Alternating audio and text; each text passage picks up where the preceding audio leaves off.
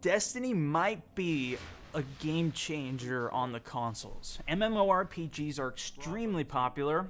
To name one, World of Warcraft, which you guys have probably heard of, even if you've never played it. Not only is it extremely popular, but it's been around for, what, over 7 years?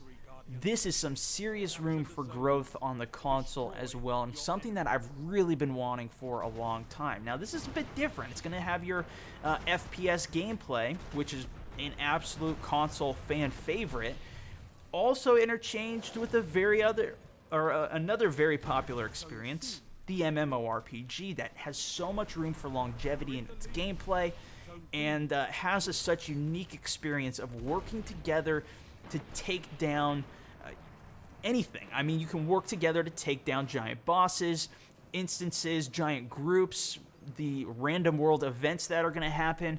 I think this is going to be a legendary game, and I wanted to talk about some of the differences in terms of the consoles, some of the longevity features like I just talked about, and some of the possible drawbacks of this game coming into it, and will it really be successful and catch on?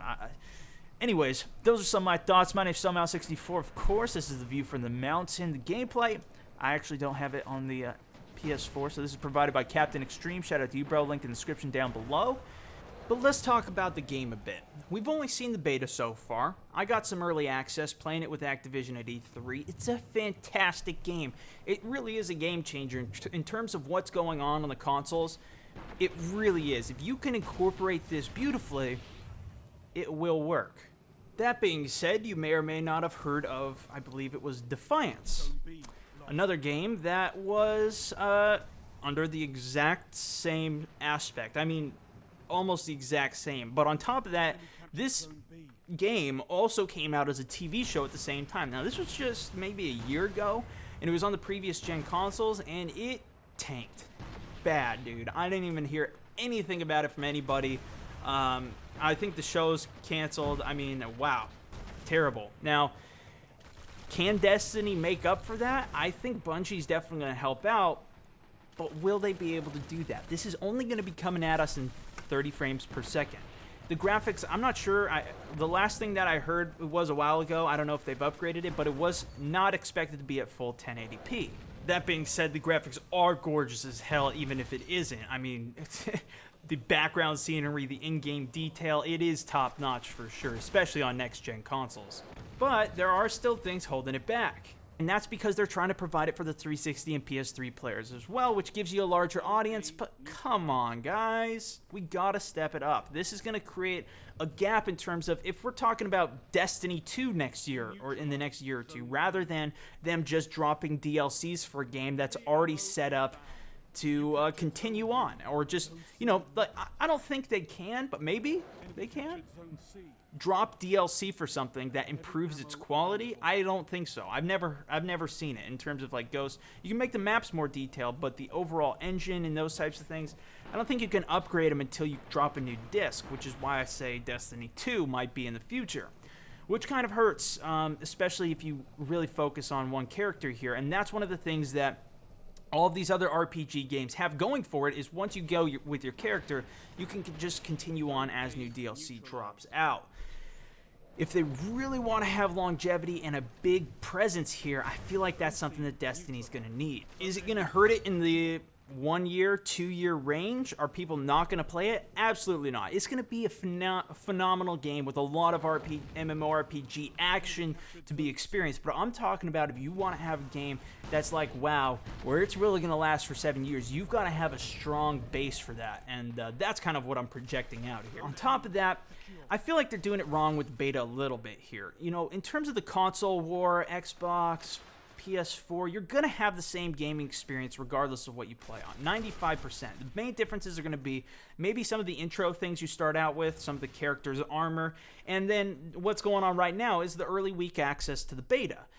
Really, the issue with the beta, though, is not the fact that the PS4's got it a week early. We're still going to get it at the 23rd on the Xbox One, which is what I play on, but the issue is that it's only available to people who are pre-ordering the game. You're getting people who are already into it, further into the game. They're already dedicated enough to have the game pre-ordered. Now, I do think it is a valid point that obviously people are probably pre-ordering the game and locking themselves into it just to get the early access. That's a pretty good strategy, although I do think it's a bit devious.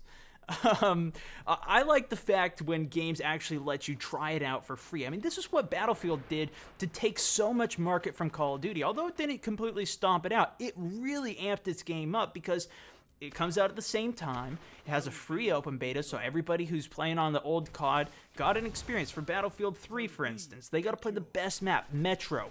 No tanks or anything. It was a very similar to COD experience, but you actually had classes and different things. That was a brand new aspect to a lot of people that got to try it out for free coming over to that. It's a great way to build marketing. When you have a game that's brand new like this, a lot of people haven't played, might be timid to spend $60, $70 to drop with a premium $90 to get the digital whatever, Guardian, blah, blah, blah, expansion. You know, that might be a little steep for somebody who's never played it before. You know, just something to consider. Although it is good to give a bit of a reward to the people who did pre-order the game. And, you know, it is just the beta. I think the big thing that they're going to need to incorporate is some type of demo, some type of trial period that's free to play.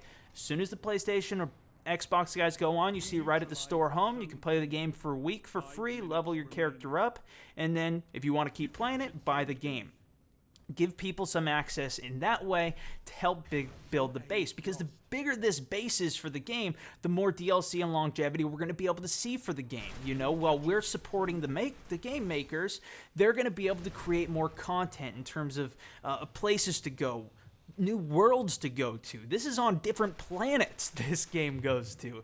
It's going to be pretty crazy, and if they implemented it well, if things do work out in terms of the lagginess or the choppiness of the game, which is stuff that I'm talking about from Defiance. If you guys ever played that, it was so bad, man. Nothing worked on it, and everybody was fighting for the same things in terms of doing quests. That too, if the quests are good in terms of what you're doing, if it's epic, if it's new, not just rinse and repeat, bringing stuff back to some dude, it could be a pretty great PvE experience.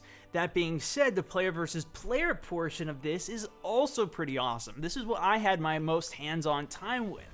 They have an entire multiplayer inside of this game. The value that you're getting for it should be gigantic. It really should. I mean, this should be on the same level as Call of Duty or your Battlefield easily, as long as this multiplayer is strong as well. And it was super smooth mechanics. In fact, it really felt like Halo when I was playing it. All of the mechanics, the weaponry, the vehicles as well.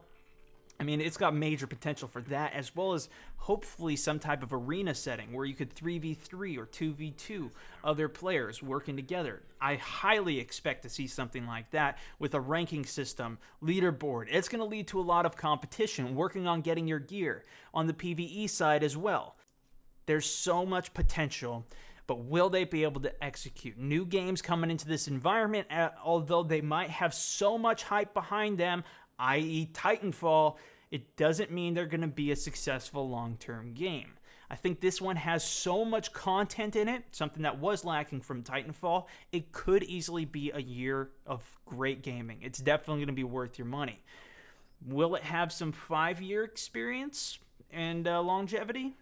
That I'm not so sure about, and that was what I was kind of talking about today. Now, I'm pushing the boundaries here, but I do think this is going to be a good game, and for a year, that's pretty awesome. A lot of these new, even the popular games right now, only hold their power for a few months on people before they're looking for the next thing.